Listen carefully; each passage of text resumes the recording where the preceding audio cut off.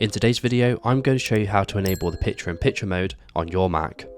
The first thing we need to do is to find a video player that's currently active.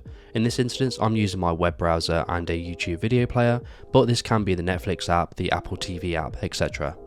Once you've found an active video player, you want to go into picture-in-picture mode, and to do this there are two main ways of opening the picture-in-picture menu. The first way is to double right click on the video player and it will open this new context menu with video controls, and you'll see the picture-in-picture option.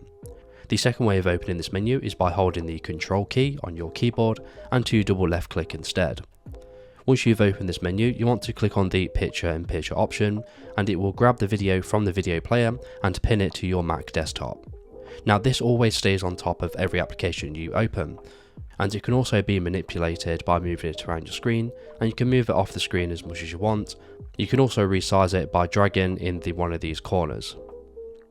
If you wish to exit out of the picture-in-picture mode, all we need to do is to click on the back to tab button in the picture-in-picture, and as you can see, the video is now being placed back inside the video player on our YouTube web browser.